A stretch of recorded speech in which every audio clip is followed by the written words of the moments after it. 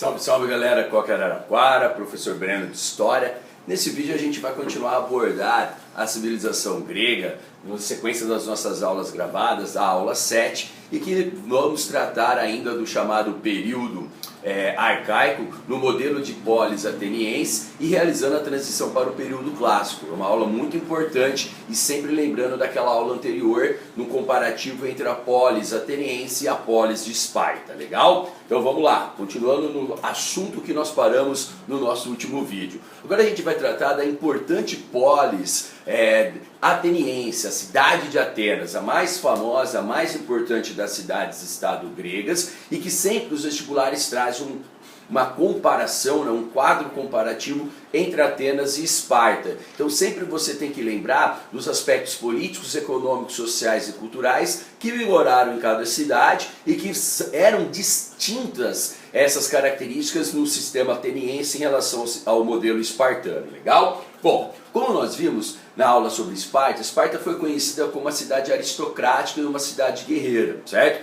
Em contrapartida, Atenas será conhecida como o berço da democracia. Isso é muito importante para a gente ter uma definição já de imediato. Um outro elemento que a gente não pode esquecer é que quando a gente fala em Atenas, nós vamos observar que, ao contrário de Esparta, Atenas vivenciou do ponto de vista político uma evolução. A gente vai ver, começa com uma monarquia, se torna uma aristocracia, vira uma timocracia, tem algumas tiranias, até chegar ao que a gente conhece como democracia. Ao contrário de Esparta, que sempre foi uma oligarquia, legal? Atenas foi fundada pelos jônios lá na chamada Península da Ática, certo? A Acrópole de Atenas, onde ficava a Ágora e os prédios públicos mais relevantes, ficava a cerca de 50 quilômetros da região chamada de Pirieu, que era o porto da cidade de Atenas, legal? Isso é muito importante para a gente também. Um outro elemento que a gente não pode esquecer, ao contrário de Esparta, que visava uma formação física e um desenvolvimento de aptidões para a guerra, como nós vimos, lembre da questão do laconismo, que era aquela perspectiva de pensar rápido e pouco e ser grande, disciplinado e obediente. Em Atenas você tem ainda essa preocupação com a formação e desenvolvimento físico, mas a diferença qual é? Em Atenas eles tinham preocupação também com o desenvolvimento intelectual dos seus cidadãos, certo? Não é à toa que Atenas vai ser o centro cultural do mundo grego antigo. Então a gente vai observar ali o fato de terem vivido grandes pensadores, os três grandes filósofos gregos, Sócrates, Platão e Aristóteles, viveram em Atenas, grandes artistas, grandes políticos, enfim. É aí que você tem uma diferença já gritante em relação a Esparta, beleza? Outro ponto que a gente pode começar a tratar. Como eu mencionei, a Acrópole de Atenas ficava numa região montanhosa e que era distante cerca de 50 quilômetros do litoral do porto de Pirieu, certo? Ali você vai encontrar uma divisão até mesmo geográfica da população ateniense. A galera que ficava no Pédium eram as áreas de planície, com as melhores terras, com as terras mais férteis, eram os eupátridas. Esses vão ter uma postura conservadora ao longo da história ateniense, politicamente falando.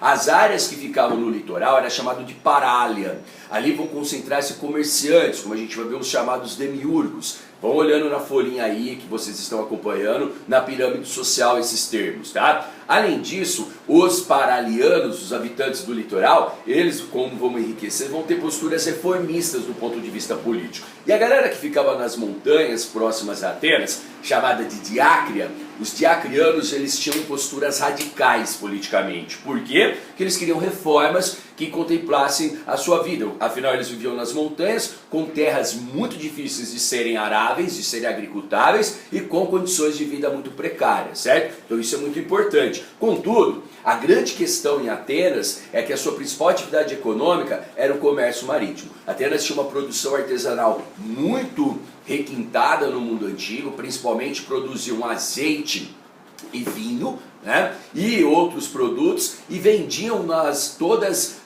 em todos os mercados do mar Mediterrâneo. Então, ao contrário de Esparta, que era uma economia agropastoril, beleza? Isso vai indicar também que militarmente Atenas vai ter uma grande frota, uma grande marinha, enquanto Esparta era poderosa em terra com seu exército. Outro elemento que a gente pode destacar é que a cidade de Atenas, ela vai, como eu mencionei e já coloquei no início, vai se destacar por ter sido o berço da democracia. Demos, povo, kratia, poder. Então dentro daquela formação que a gente viu das polis gregas, a união de vários guerreiros dava origem às fratrias, a união de várias fratrias dava origem às tribos, e a reunião de várias tribos dava origem aos demos, ao povo. E a democracia será o governo do povo. Né? Ou seja, nós vamos observar um processo de alargamento da participação política, de um alargamento do que a gente chama de cidadania. E preste atenção que eu vou falar aqui, você pode acompanhar pela folhinha. Aqui eu já vou falar da democracia para a gente ter essa clareza em relação à comparação com Esparta. Contudo, como vocês vão perceber, mais adiante eu vou voltar, vou retroceder no tempo em Atenas para a gente entender, compreender os detalhes da sua evolução política, desde a monarquia até chegar à democracia. Então aqui eu já estou colocando a democracia que foi criada em 510, no final do século 6 a.C., por um cara chamado Clístenes. Então eu vou caracterizar a democracia, vou falar de outros elementos e aí eu volto para falar dessa evolução política importante. Mas saibam, ao contrário de Esparta, Atenas teve uma evolução política do ponto de vista dos seus regimes de governo, beleza? Bom, no sistema democrático de Atenas, como vocês sabem muito bem, né, nem todo indivíduo que morasse em Atenas era considerado cidadão. Nas reformas de Clístenes foram colocados pré-requisitos para a cidadania ateniense. Quais eram esses pré-requisitos? Você devia ser homem, isso já excluía as mulheres, deveria ser livre, isso já excluía os escravos, deveria ser adulto, tem sempre uma discussão se era 18 ou 21 anos, o mais comum é 18, né? Mas isso dificilmente vai cair, sempre coloque adultos para não ter problema. Então homem, adulto, livre, e a outra parte, nascido em Atenas de pais atenienses. Isso excluía quem? Os estrangeiros. Então era uma cidadania que mais excluía do que comportava, do que assimilava, do que permitia a participação efetiva na política. Por quê? Excluía as mulheres, porque só homens eram cidadãos. Excluía os escravos, porque só pessoas livres eram cidadãs. Excluía também jovens e crianças, porque você tinha que ser adulto. E excluíam também os estrangeiros, no caso da pirâmide social, os metecos, que precisavam, para ser cidadãos, os indivíduos tinham que nascer em Atenas de pais atenienses. Só para vocês terem uma ideia, no auge do sistema democrático em Atenas, no século V a.C., Atenas tinha estimativas de 400 mil habitantes, menos de 10% era considerado cidadão, certo? E internamente, metade da população era escrava, então você tinha um regime democrático assentado em direitos para uma minoria, pautado numa exploração da maioria. Legal? Isso é muito importante para você pensar. Agora vamos imaginar, se você fosse cidadão, se você contemplasse esses pré-requisitos, você poderia efetivamente gozar de 3 princípios importantes. Os princípios do cidadão, que são os cidadãos vistos como iguais, os isóis em grego, né? E esses 3 princípios são muito importantes e bem ou mal referem-se até hoje. Todo cidadão deveria ser tratado como igual perante a lei. Os cidadãos, nem todos os habitantes, isso fique bem claro. Então esse princípio é chamado de isonomia. Iso, em grego, igualdade, nomos, leis, normas. Então, igualdade de todos perante a lei. Primeiro princípio da cidadania ateniense. Segundo princípio, isegoria, goros, falar, iso, igualdade. Todo cidadão tinha direito de ir à ágora e falar, dar a sua opinião, participar ali dos debates, certo? E a outra forma de princípio da democracia ateniense era a isocracia. Kratia, poder, igualdade. Todo cidadão tem o mesmo poder decisório. Um cidadão, um voto. Não tem voto, não tem poder de cidadão melhor nem pior. Todos são tratados como iguais. Isonomia, isegoria e isocracia. Legal? Isso é muito importante para a gente considerar esse regime democrático em Atenas. E daqui a pouco a gente volta para fazer o quê? A evolução política e falar das suas instituições. Nesse caso, não esqueçamos que em Atenas, por muito tempo, vigorou aquele velho modelo de escravidão. Ou por guerras, que os prisioneiros eram transformados em escravos, ou por dívidas, quando a pessoa, principalmente georgóis e tetas, emprestavam dinheiro dos demiurgos e dos eupátridas, novamente a pirâmide social, não conseguiam pagar, davam como garantia a sua vida, a sua liberdade, e uma vez que eles não pagassem as dívidas, se tornavam escravos por dívidas. Como a gente vai ver mais adiante, nas reformas de Solon, no século 6 a.C., isso vai mudar, porque vamos ter uma lei que acaba com a escravidão por dívidas. Mas aguenta aí que a gente já fala, tá? Outro ponto importante da cidadania ou do sistema democrático de Atenas foi o centro cultural do mundo grego, com grande desenvolvimento artístico, filosófico e cultural em geral. Sempre lembrando, daqui a pouco a gente fala numa próxima aula da cultura grega e eu destaco melhor isso, né? E a sociedade, como eu estava me remetendo até então, ela era uma sociedade mais complexa do que a sociedade espartana. Percebam que a base comercial vai permitir um dinamismo social e uma complexidade da estrutura social com um maior número de grupos sociais em Atenas do que Esparta. Então vejam comigo como isso foi colocado. Primeiro, nós vamos ter os eupátridas, desde lá do período, digamos, pré-homérico. Os bem-nascidos, os melhores proprietários de terras, os habitantes do Pédio. Tá? Depois nós vamos observar quem? Os chamados demiurgos. Os demiurgos eram aqueles habitantes lá do litoral, da Parália, certo? E os demiurgos, eles vão ter muito poder econômico, legal? Serão principalmente grandes comerciantes, reformistas politicamente. Abaixo nós temos os metecos. Ao contrário de Esparta, que poucos estrangeiros viviam, em Atenas não tinha isso, era uma cidade cosmopolita. Vários estrangeiros viviam em Atenas com a liberdade de praticar as mais diversas atividades econômicas. Contudo, nunca teriam acesso à cidadania e aos direitos políticos. Isso é muito importante, legal? Abaixo nós vamos ter aí os georgóis, que junto com pequenos agricultores também vão ser artesãos. E por último, os tetas, os marginalizados, que muitos se tornavam escravos por dívidas, certo? Então você tem eupátridas e demiurgos, classes abastadas, metecos e georgóis, classes intermediárias, e os tetas, a classe baixa, muitos deles escravos por dívidas, e aqui nós vamos observar uma grande quantidade de escravos. Lembre-se que a escravidão no mundo antigo era vista como um mal necessário, até mesmo por pensadores, por cabeças tão importantes como um porte de Aristóteles, certo? Por quê? Porque os gregos antigos imaginavam que a escravidão seria um mal necessário para libertar, para permitir que outros indivíduos gozassem do ócio. O ócio era o quê? O tempo livre, para se dedicar nas 3 atividades mais importantes da cultura grega. Você tinha que ter o ócio. Quais eram essas 3 atividades? A política, a filosofia e a arte. Então, se você tivesse que se preocupar em trabalhar e sustentar a si mesmo, você não teria justamente essa possibilidade de se efetivar nessas atividades valorizadas, valorosas, ou melhor, na cidade ateniense. Então, isso é muito importante. Para a gente reforçar isso, eu trouxe um texto do próprio Aristóteles, que adora aparecer nas provas, falando um pouco de quem poderia ser cidadão e quem não seria, e dando uma ideia da importância da escravidão na mentalidade dos gregos antigos. Leiam com atenção. A natureza faz o corpo do homem, ou melhor, do escravo e do homem livre diferentes. O escravo tem corpo forte, adaptado para a atividade servil. O homem livre tem corpo ereto, inadequado para tais trabalhos, porém apto para a vida do cidadão.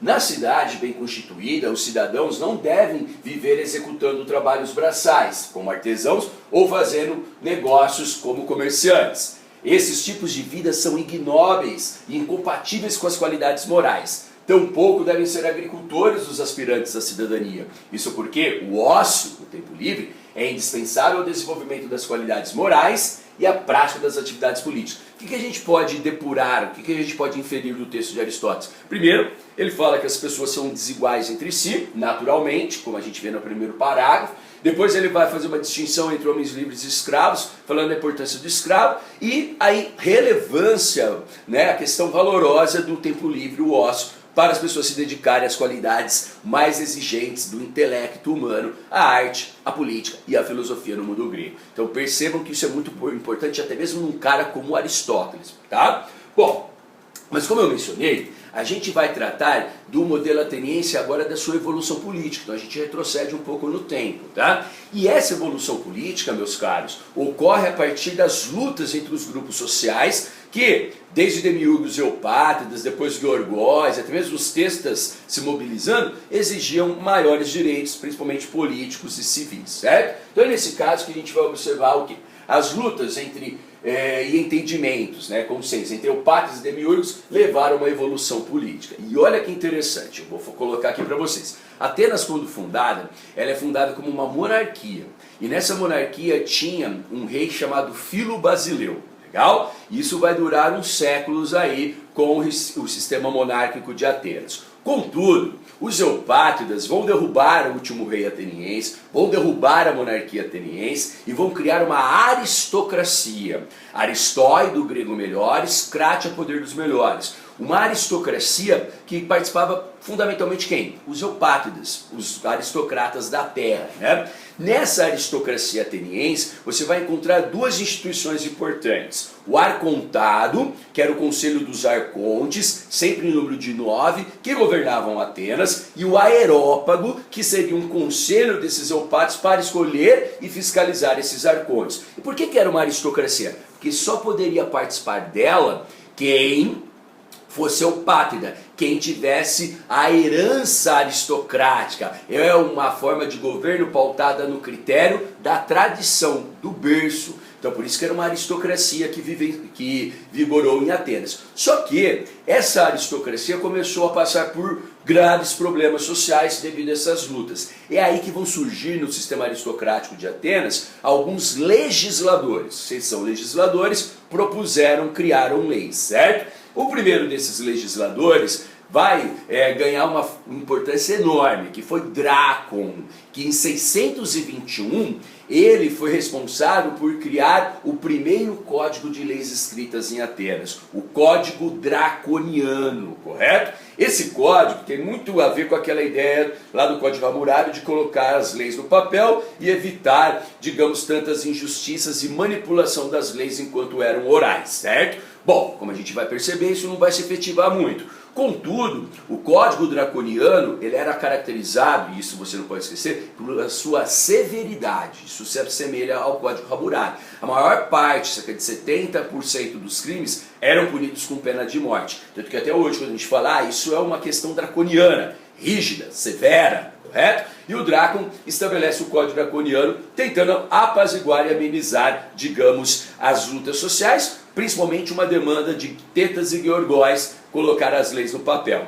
Efetivou uma forma de apaziguamento? Não. Então aí nós vamos observar que em 594 surge um outro cara importantíssimo chamado Solon.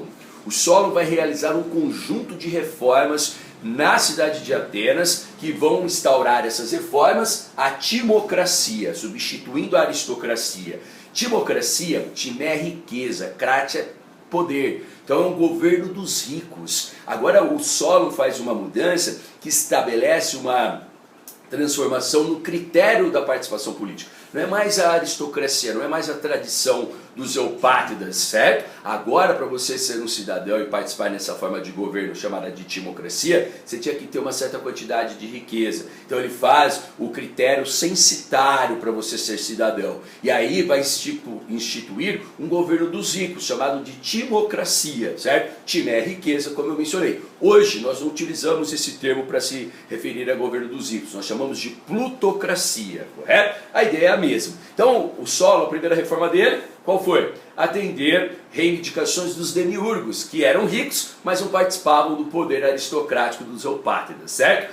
Ele também atendeu reivindicações de quem? Dos chamados Tetas e Georgóis, que muitos estavam escravos por dívidas. O que ele faz? Ele estabelece uma lei que aboliu a escravidão por dívidas. Outra medida importante. Então o Solon atende uma camada, um extrato social muito importante dos demiurgos, com critério da riqueza, e atende as camadas mais baixas, anulando a escravidão por dívidas. Isso é muito importante, certo? Além disso, o Solon vai dividir censitariamente a população de Atenas, e as 4 tribos de Atenas também vão ganhar participação política. De que forma? O Solon cria uma instituição chamada de bulé.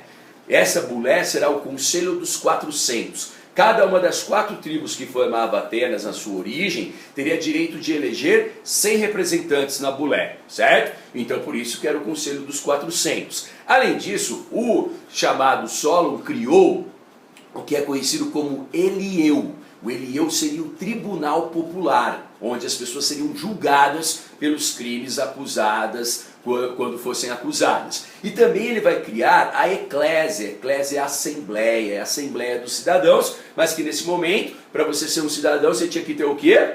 Uma certa quantidade de riqueza, certo? Então ele criou a bulé, Conselho dos 400, a eclésia, que é a Assembleia Popular, e, no caso também, o Elieu, que é o Tribunal Popular. Mas quais eram os critérios para participar dessas instituições? A riqueza, certo? As brigas continuaram, pessoal, e essas brigas intensas, guardem o que eu vou falar, abriram espaço para que ocorressem usurpadores do poder, que tomaram esse poder à força. E aí nós temos o surgimento das tiranias em Atenas. O mais famoso dos tiranos foi Pístrato, um nome difícil, né? E o Pístrato, ele toma o poder à força e governa atendendo quem? Principalmente atendendo as camadas baixas, né? O Pístrato, o que ele faz? Ele começa a construir um conjunto de obras públicas para dar emprego, para dar renda, né? Justamente para tetas e georgóis. Então as reformas do Pístrato foram extremamente relevantes, mas governou de uma forma autoritária. Ele morre, seu poder é herdado pelos seus filhos, Hípias e Hiparco, que não vão durar muito como seu pai,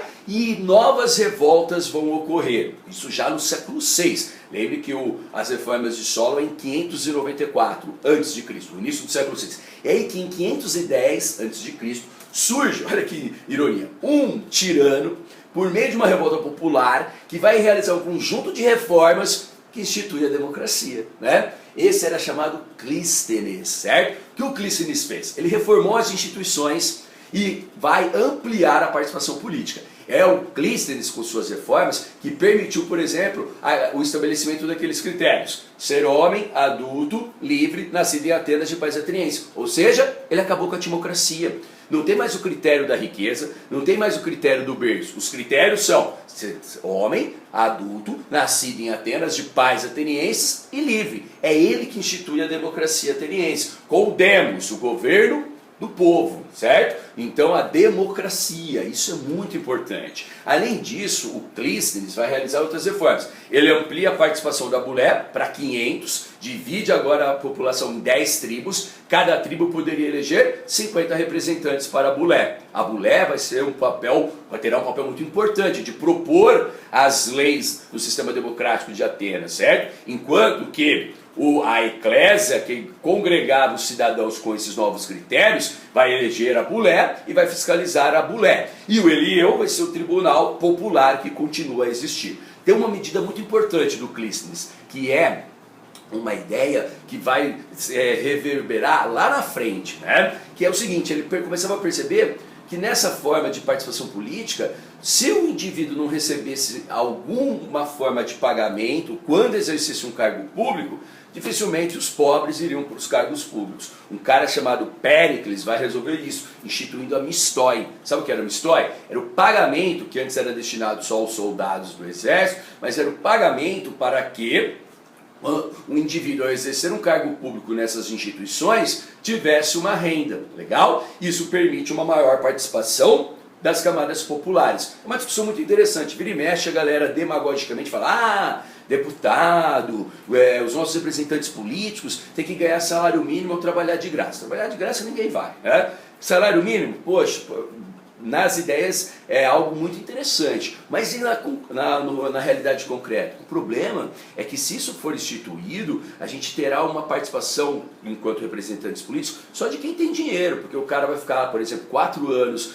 dedicando-se ao interesse público, pelo menos em teoria, sem ter renda, né? E aí o que vai acontecer? Só os ricos vão para a participação política. Obviamente que a gente deve discutir, e aí é uma questão muito importante, os valores desses pagamentos, as mordomias, né? Auxílio terno, moradia, isso dá para discutir. Agora, colocar demagogicamente que os caras têm que ganhar salário mínimo, desde o início da democracia já alertava, o problema é que só ricos vão participação e representatividade política, legal? Então a mistória era o pagamento para quando os indivíduos ocupassem cargos públicos no sistema democrático de Atenas, legal? Bom, e o Clístenes também criou o chamado ostracismo. Era um sistema para evitar, se assim podemos dizer, que novos tiranos surgissem. Quando alguém surgisse na cidade de Atenas, fosse um cidadão, e no caso representasse uma ameaça à democracia ateniense como um tirano, os cidadãos se reuniam lá no Elieu e votariam o nome mais, uma vez por ano, que mais ameaçasse a democracia ateniense. E essa prática era chamada de ostracismo, porque eles votavam um pedaço de argila na forma de uma ostra, chamado ostracon, como aqui a gente pode observar. E o cara que tivesse o seu nome mais votado, ele deveria sofrer duas coisas. A primeira seria a proposta do ostracismo. Qual? Banimento por 10 anos da cidade de Atenas e congelamento dos bens do cidadão nocivo a Atenas, mediante voto pelos demais cidadãos através dos ostracons. Então o cara seria expulso por 10 anos da cidade de Atenas, seus bens materiais seriam protegidos e congelados pelo governo ateniense, e passados esses 10 anos da punição, ele poderia voltar e reaver seus bens e direitos políticos. Ou, muitas vezes, o cara deveria aceitar o quê? A morte, né? Lembre de um personagem que vocês já viram com o Oder, com o Gabriel, muito importante, que teve a proposta do ostracismo. Quem? Sócrates. Mas ele preferiu, como vocês sabem, a morte. Então o ostracismo era uma forma de proteção do modelo democrático de Atenas em relação às ameaças, como o surgimento de novos tiranos e um exílio de 10 anos da cidade ateniense, correto? Isso é muito importante, pessoal. Aqui a gente para a parte que diz respeito ao período clássico. E agora a gente vai começar, ou melhor, a parte do período arcaico. E agora a gente vai começar a parte do período clássico. Se é clássico é porque é de maior relevo, de maior importância. E nós vamos tratar o período clássico, que é do século 6 ao século 4 a.C. É um período importantíssimo. É o auge, não é à toa que é chamado de clássico, da civilização grega antiga. É o período de tentativas de hegemonias e imperialismo sobre toda a Grécia, e também é um período marcado por guerras internas e externas. Então o período clássico é muito relevante. E aqui, para terminar a nossa aula, a gente vai falar das guerras externas que surgiram no primeiro momento no período clássico. Nós vamos falar de duas guerras. As guerras externas foram as guerras médicas, e as guerras internas, que é a consequência direta dessas, é a Guerra do Peloponeso, tá? Então as guerras médicas de 492 a 479 a.C. nada mais foi, como a gente já viu naquela aula sobre os persas, um conflito entre gregos e persas disputando a hegemonia do mar Egeu, tá? Nessas guerras entre gregos e persas, o imperador persa, chamado Dário I, começou a conquistar algumas cidades gregas na Ásia Menor, no litoral da atual Turquia. Essas cidades pediram ajuda de Atenas. Atenas enviou tropas, enviou navios e foi retalhada pelo imperador persa. Beleza, você está ajudando aqui a galera no Ásia Menor, nós vamos destruir essas cidades como Mileto e Éfeso e vamos invadir a Grécia para conquistar toda a Grécia. O Dário I dá o início dessa guerra, só que o Dário I ele é derrotado na famosa Batalha de Maratona pelos atenienses. E nessa batalha tem um episódio famoso, e depois de guerrear contra os persas, um soldado foi incumbido de percorrer cerca de 45 quilômetros, 42 a 45 quilômetros, até onde encontrava-se o resto dos soldados atenienses. Ele, exausto, depois de lutar e percorrer essa quilometragem, chega e diz: alegrai-vos, irmãos atenienses, porque somos vencedores contra os bárbaros. E caiu morto.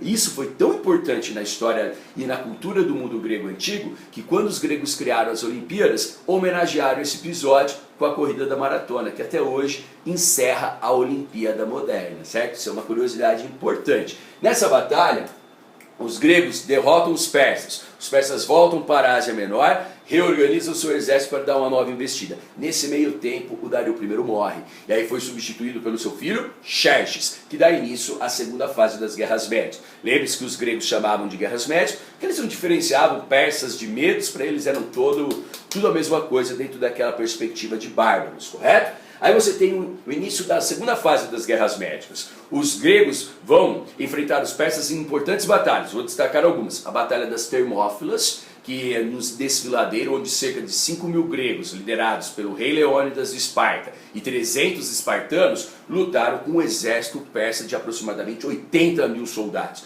A discrepância era enorme, praticamente não sobrou um grego para contar a história, mas isso é extremamente relevante, porque contiveram um avanço persa durante alguns dias para que o restante dos gregos se organizasse. O que acontece? Eles avançam pelo desfiladeiro das Termópilas, invadem Atenas e incendeiam a cidade, certo? Depois você vai ter uma outra batalha, a Batalha Naval de Salamina. Nessa batalha, um general ateniense chamado Temístocles conseguiu destruir a frota persa, de maioria de navios fenícios, e consegue uma vitória muito importante. E a última das grandes batalhas vencidas pelos gregos é a Batalha de Plateia, né? Onde os gregos definitivamente expulsaram os persas de seu território. Bom, eu já falei das principais batalhas. Agora, o que é importante? Vamos retroceder agora. Depois da Batalha de Maratona, então entre a Batalha de Maratona e essas que eu citei, a ameaça do retorno persa era uma realidade. E os persas deveriam invadir muitas vezes pelo mar. É aí que vai se formar uma aliança muito importante para enfrentar os persas. Aqui é uma imagem que mostra um soldado persa e um soldado grego. Se aparecer essa imagem, sempre lembre das guerras médicas, certo? E aí o que vai acontecer, pessoal? Diante desse mapa, que a gente pode ver a Ásia Menor, o avanço do exército persa, né? É uma imagem que está na apostila, eu já pedi para corrigir. Aqui só está invertido, aqui é a maratona e aqui são as Termópilas. Batalha de Salamina, batalha de Plateia. Então, para vocês terem uma noção de como foram as correlações de forças ali na batalha. Mas o que eu quero que vocês entendam para a gente terminar essa aula. Quando tivemos a luta contra os persas, para enfrentar os persas, os gregos o que fizeram? Organizaram uma associação de cidades, a Liga de Delos, certo? Ou seja, aquela fragmentação política grega foi deixada um pouco de lado. Nem todas as cidades gregas fizeram parte da Liga de Delos, por exemplo, Esparta. Mas, Breno, Esparta lutou contra os persas? Sim, mas não fez parte da Liga de Delos. O que era essa liga? Diante da ameaça do retorno dos persas, as cidades-estado formaram uma aliança militar, né? Essa aliança militar ficava na ilha de Delos. Essa ilha de Delos, ela receberia os recursos, grana, navios, digamos, várias outras formas de recursos, como minérios para a fabricação de armas, que seriam administradas para guerrear com os persas. Só que com o tempo, Atenas passa a liderar a Liga de Delos, certo? E os recursos administrados por Atenas com o tempo começaram a ser o quê? Desviados do interesse comum, que era enfrentar os persas, para serem o quê? Aproveitados pela cidade de Atenas exclusivamente, certo? Isso é muito importante, porque aqui a gente está falando aqui de uma prática de corrupção, né? E no caso, esses recursos foram utilizados para o progresso arquitetônico, filosófico, científico e artístico ateniense, né? Tanto que quem governava Atenas nesse período era o grande líder estratego ateniense Péricles. E esses recursos fizeram que o Péricles pudesse o quê? Construir as mais importantes edificações da cidade de Atenas, como o Pártenon, como o Eriquiteu, né? Vários templos que até hoje estão seus monumentos em Atenas foram erguidos ou reformados com os recursos da Liga de Delos. Então, a Liga de Delos corrompe o seu intuito original, que ao invés de pegar grana e enfrentar os persas, esses recursos eram destinados para o embelezamento, para o desenvolvimento exclusivo de Atenas, certo? Nós vamos parar por aqui. Na próxima aula, vídeo, eu volto justamente dessa parte, para terminar o que acontece com as guerras médicas, falar da Guerra do Peloponeso e o período helenístico, assim como a cultura grega, certo? E aí a gente termina a parte de Grécia Antiga. Então na próxima aula eu volto justamente aqui para verificar o que acontece no final das guerras médicas, beleza? Paramos por aqui, galera. Aquele abraço e até mais.